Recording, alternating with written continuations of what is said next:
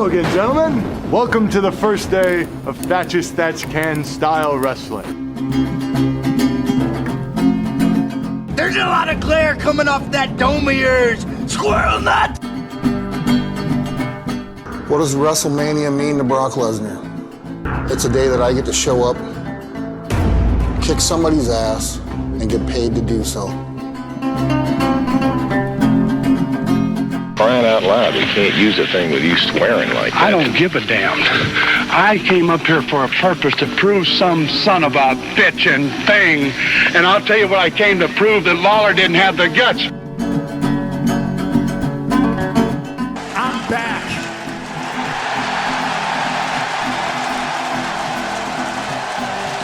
And I'm back for you.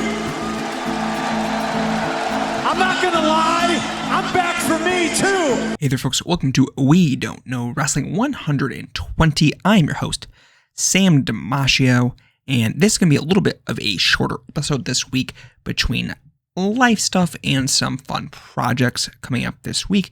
We're going to tailor this back just a hair, and we're going to do my top 3 things of the week. First up, for number 3 this week, we're going to tack on some gossip talk that just boggles my mind.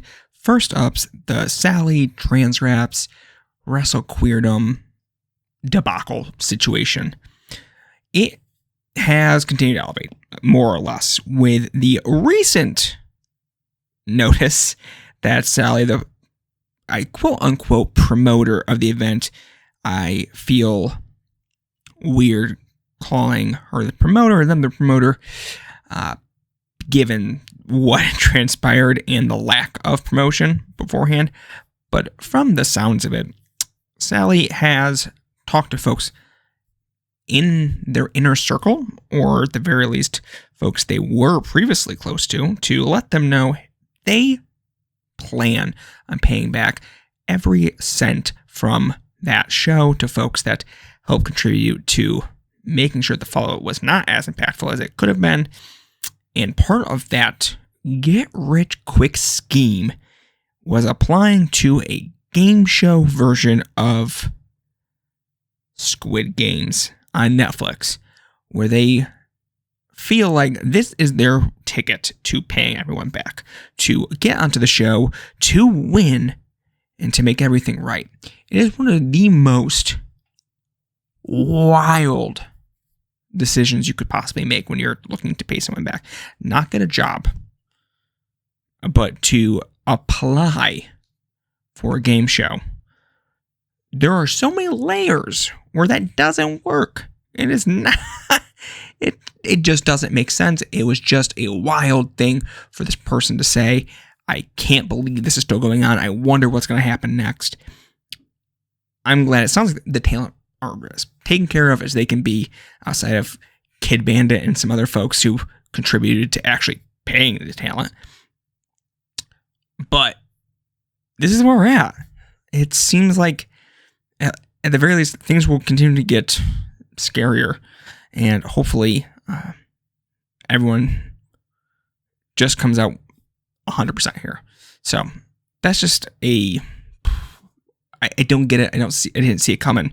Story just keeps getting wilder and wilder.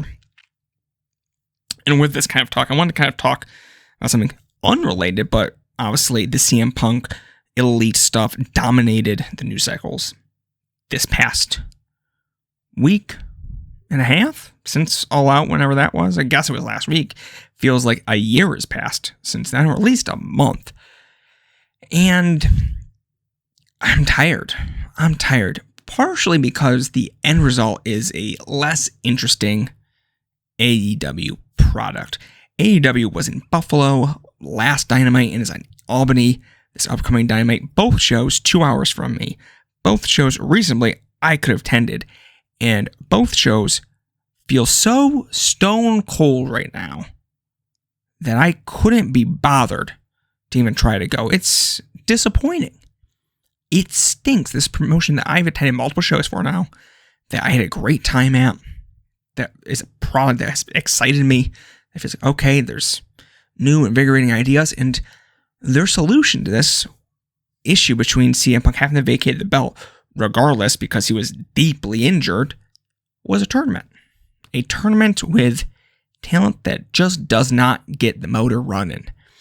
The fact that we're going to be getting a Jon Moxley versus Sammy Guevara and Bryan Danielson versus Chris Jericho match this week is practically promoter malpractice. It's not good. It doesn't create good television. Chris Jericho just having one of the worst matches of Bryan Danielson's career this past pay-per-view, and now they get to run it back. That just seems wrong and cruel, frankly. I hope this doesn't last long and that this promotion sort of gets that juice back. MJF is not that juice for me personally. It might be for some other people. But right now, this promotion does not feel like a hot product whatso frickin' ever. So we'll see if things change, but I'm bummed. I was really excited for these shows a month and a half ago and be like, okay, yeah. As it gets closer, I'll look at the card and see if I'll make it. And I'm just in no interest in any of it. So hope things turn around. All right, next up, let's talk about IWTV's T4 Territory Tag Team Tournament that was discussed last episode. We have a full talent announcement for this. We have every single team, or rather we have at least what the entrants look like to some degree. So let's just run it by real quick. We have Violence is Forever, the main event, Fly Def from Texas, Bussy, West Coast Wrecking Crew, The Kirks, Waves and Curls, Culture Inc., Kings of the District, To Infinity and Beyond, C4, Bang Bros, and last but not least, it's going to be whoever has the, I don't remember what it's called, the Mystery Gauntlet for Wrestling Open, and hold that essentially ticket into the tournament. Again, as discussed previously, this is going to be the quarterfinals, semifinals, and finals will be held over Restival at the end of the year in Beyond Land. And hearing some folks complain that this tournament skews too heavy towards Beyond Wrestling, and really saying, don't blame it for the promotion that's booking it. And I just, crunching the numbers, it doesn't come out that way. There is definitely an over-index of New England talent, but to say that that's massively skewing things, that'd be incorrect here.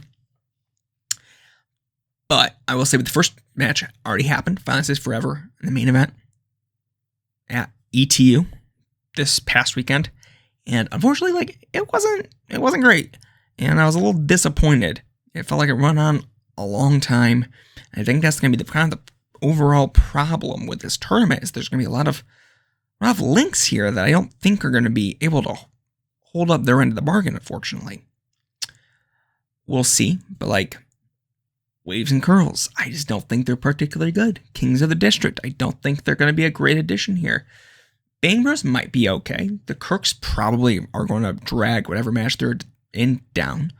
Bussy is not a good tag team. They're probably the biggest names of the whole dang thing, but they're just not all that good at professional wrestling. So it's kind of a lineup that I'm not super confident in, but I guess we'll see how this all pans out come quarterfinals, semifinals, and finals, and kind of what the reaction looks like in New England, since not a lot of talents from New England, and not a lot of folks have that kind of connection to the audience there. So I don't know what this is going to end up being like, but I appreciate that it feels territorial to some degree, and that we do see talent from all over the country that's representative of what IWTV is. But unfortunately, it doesn't seem like, I'm not sure if the talent's going to be enough to make this feel like, okay, this was a great representation of the tag team wrestling that IWTV has to offer, or rather, that it represents that IWTV has a plethora of strong professional wrestling. I'm interested. West Coast Wrecking Crew, Fly Def, Culture Inc., To Infinity and Beyond, Violence is Forever. I think those are all really good teams, and I think I'll help. But if Violence is Forever versus main event is kind of an indicator, like they can't necessarily be held responsible to drag up they can't lift the rest of the boats of this ocean. So we'll see. I'm a little stressed about it because I really want this to be a success. I love tag team wrestling, but we'll see. Balance Forever is moving on, which is felt like the obvious call, but it's the right call. Sometimes you gotta at least make the obvious call. But that's T4. I'm interested to see where it goes. Hopefully, to get a little bit more excited though as things go on. I wanted to give a final shout out with number 1 here to the death of FanFyte, and it feels like I've talked about it a lot, but FanFyte was a good professional wrestling website, or at the very least, a good professional wrestling vertical on a website. And the editor, Colette, she had really helped build out something. She was not the original editor of FanFyte. That was Aldi Hunk Tears. But she really felt like she took this vertical, this section of the website that felt like it was trying to do fun and quirky things as well as hit sort of those bullet points of what you'd expect from a weekly process. But then it kind of like transformed to feel like this is more like long form criticism and long form discussion pieces and things that feel impactful. I kind of said on Twitter, like, this felt like the very best version of what all of my friends' blogs would be, with a real high-end editor, with real strong writers, with good ideas, but with a fun, independent-minded spirit.